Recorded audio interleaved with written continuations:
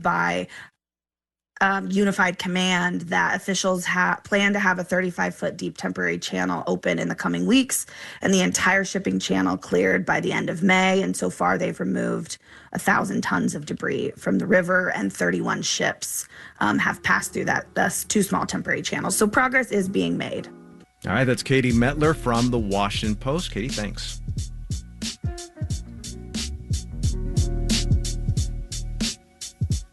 It's Morning Edition from NPR News. I'm E. Martinez. And I'm Michelle Martin. And I'm Michael Hill. Later on Morning Edition, Tesla says it's going to lay off more than 10% of its global workforce, and 2 top deputies are leaving the company. The news comes as sales have been lagging for electric vehicles. We'll get more on that next hour.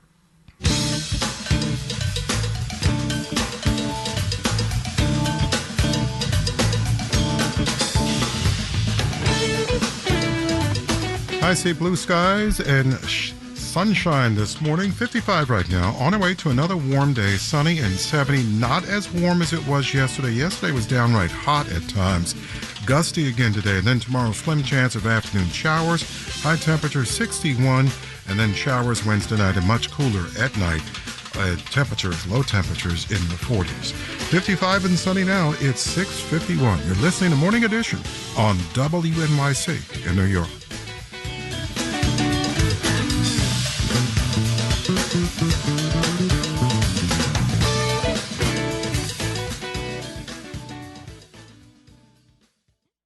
Support for WNYC comes from the Chamber Music Society of Lincoln Center, presenting String Resonance on April 21st at 5 p.m., celebrating the natural voices of violins, violas, and cellos with works by Beethoven and Mendelssohn. Tickets at chambermusicsociety.org.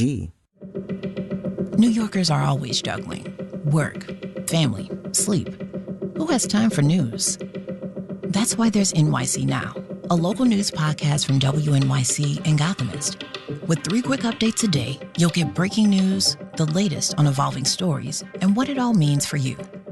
Listen to NYC Now weekdays wherever you get podcasts.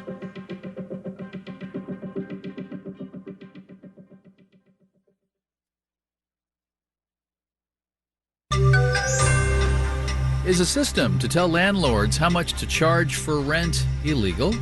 Marketplace Morning Report is supported by Schwab, helping people invest in ideas they believe in with Schwab investing themes, with more than 40 themes to choose from. More at schwab.com. I'm David Brancaccio in New York. If you want to sell a stock, you check the market price on a screen to get the going rate.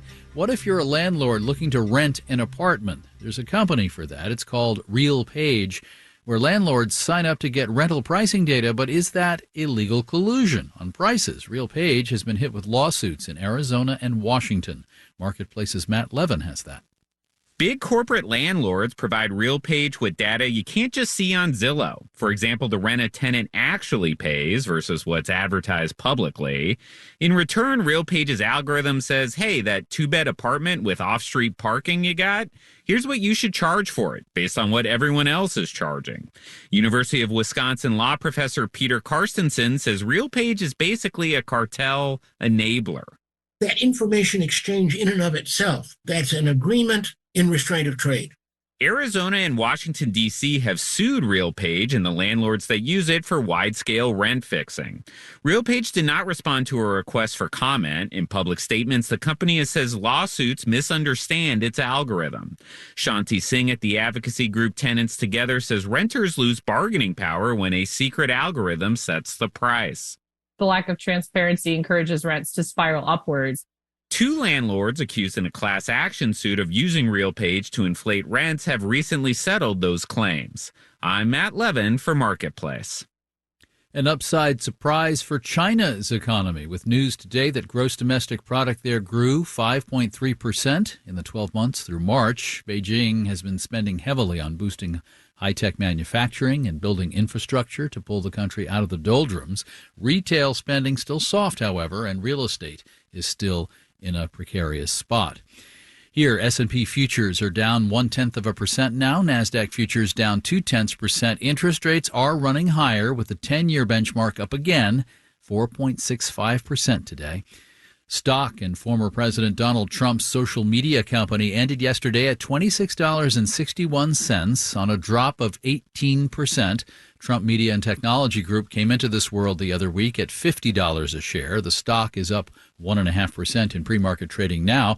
It's about millions of new shares on the way. Here's Marketplace's Nova Safo. In its filing yesterday, Trump Media and Technology Group said the issuance of more shares was not a certainty, but the SEC filing does mean early investors can exercise what are known as stock warrants. If they do so, that would lead to more shares being issued, which would dilute the stock price.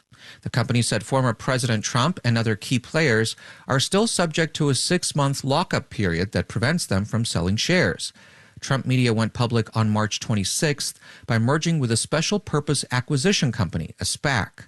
Post-merger, the company was initially valued at about $8 billion. It's now worth about $3.5 billion. That is a relatively typical loss for companies taken public through SPAC deals. They tend to underperform the stock market at large, especially after initial investor euphoria ends. Trump Media shares first plunged at the beginning of the month when the company disclosed that it lost more than $58 million last year and said it would struggle to pay its debts as they come due. I'm Nova Safo for Marketplace. Marketplace Morning Report is supported by C3 Generative AI. C3 Generative AI enables rapid access to secure, traceable, hallucination-free insights from enterprises' systems, all while using any LLM, helping enterprises turn the invisible into the obvious. Learn more at c3.ai.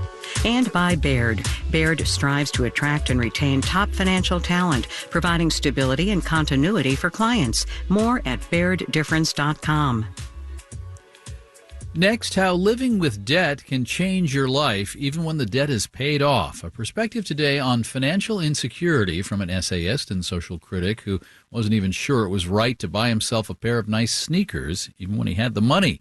Michael Arceneaux's new book is called I Finally Bought Some Jordans. We connected to talk about the psychological interest payments that linger. Mr. Arceneaux, welcome. Thank you so much for having me. I'm really happy to be here. Part of this is about emotional debt, but let's start with the money debt. You don't come from money, and you ended up with, what, student loan debt? I had private student loan debt, which is a very particular type of debt, impacting lots of Americans, but particularly like Black college graduates. And I had a 6-figure debt that essentially required me to pay close to anywhere from $800 to $1,200 a month for like a little over a decade. But you paid it off. So, in theory, knock yourself out now. But what? You find that it still hangs on like some sort of haunting ghost. It's hard to really escape it, but what I try to write about in the new book is finding ways to kind of remove more of that shame that I carried with me for a long time, and to really think about ways in which I can treat myself but not really buy into, materialism or, again, shame.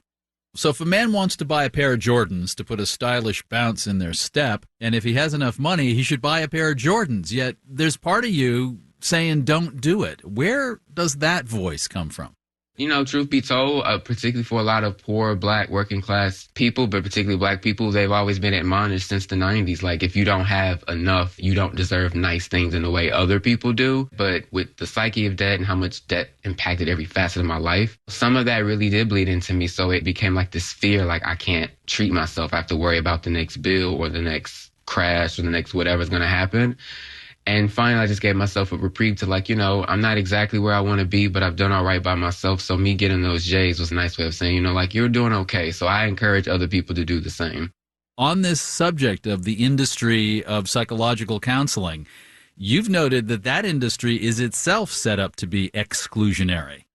I think generally speaking, Americans have difficulty going to that because by design, it's a privilege that a lot of people can't afford to access. And therapy itself, you have to pay for that usually. It's not cheap. So a lot of people who would benefit it from the most just don't have access to it.